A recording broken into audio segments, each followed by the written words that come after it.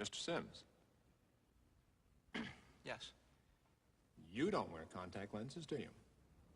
No, sir. With your untrammeled sight, whom did you see? Well, I saw something. But I couldn't say who. All right, what was the something you saw? I couldn't say. You couldn't say or you wouldn't say? No, I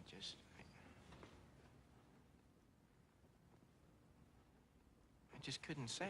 Couldn't, wouldn't, shouldn't. Mr. Sims, you're exhausting my patience and making a mockery of these proceedings. I will give you one last chance. The consequences of your response will be dire. By dire, Mr. Sims, I mean your future will be jeopardized permanently. Now, for the last time, what did you see last Tuesday night outside my office? I saw somebody. I saw somebody. Good. Did you see their size and shape? Yeah. And they were the size and shape of whom?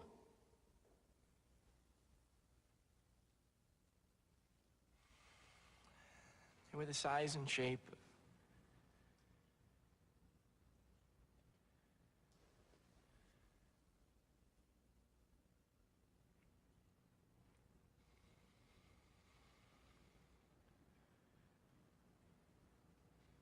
most any Baird student, sir.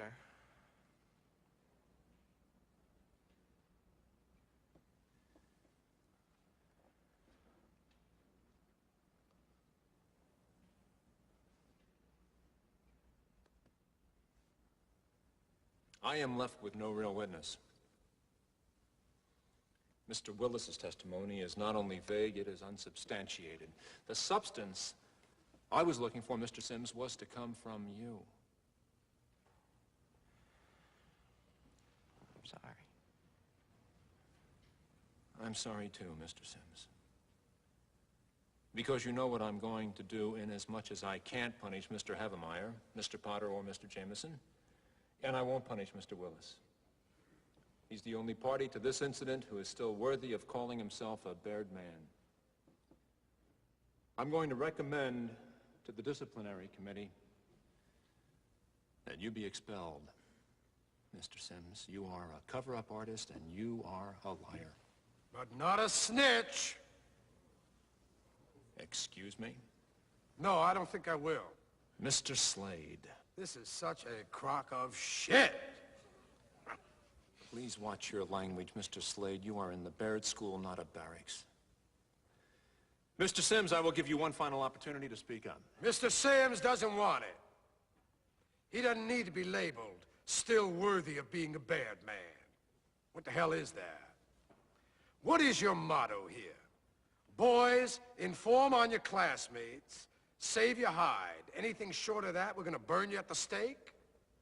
Well, gentlemen, when the shit hits the fan, some guys run and some guys stay. Here's Charlie facing the fire, and there's George hiding in Big Daddy's pocket. And what are you doing?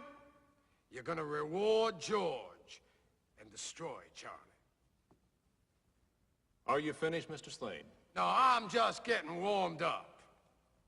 I don't know who went to this place. William Howard Taft, William Jennings Bryan, William Tell, whoever. Their spirit is dead, if they ever had one. It's gone. You're building a rat ship here. A vessel for seagoing snitches. And if you think you're preparing these minnows for manhood, you better think again. Because I say you are killing the very spirit this institution proclaims it instills. What a sham. What kind of a show are you guys putting on here today? I mean, the only class in this act is sitting next to me, and I'm here to tell you, this boy's soul is intact. It's non-negotiable. You know how I know? Someone here, and I'm not gonna say who, offered to buy it. Only Charlie here wasn't selling. Sir, you're out of order. Out of order? I show you out of order. You don't know what out of order is, Mr. Trask. I'd show you, but I'm too old. I'm too tired. I'm too fucking blind. If I were the man I was 5 years ago, I'd take a flamethrower to this place. Out of order. Who the hell do you think you're talking to? I've been around, you know. There was a time I could see, and I have seen, boys like these, younger than these, their arms torn out, their legs ripped off.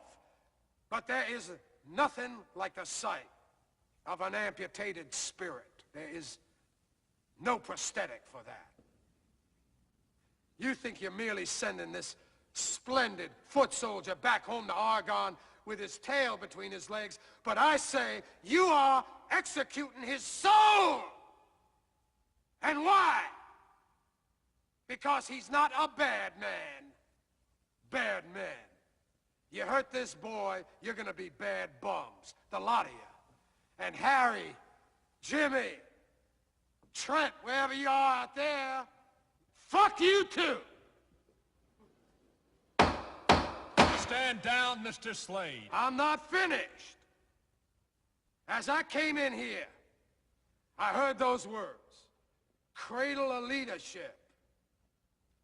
Well, when the bow breaks, the cradle will fall. And it has fallen here. It has fallen. Makers of men. Creators of leaders. Be careful what kind of leaders you're producing here.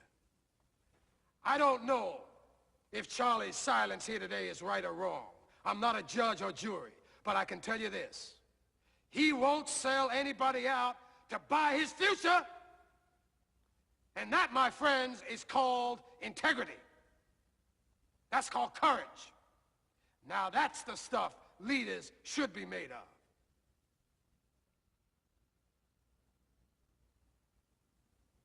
Now I have come to the crossroads in my life.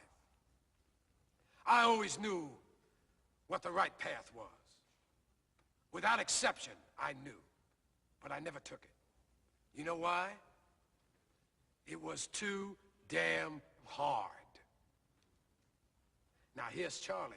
He's come to the crossroads. He has chosen a path. It's the right path. It's a path made of principle that leads to character. Let him continue on his journey. You hold this boy's future in your hands, committee. It's a valuable future. Believe me, don't destroy it, protect it. Embrace it. It's gonna make you proud one day, I promise you.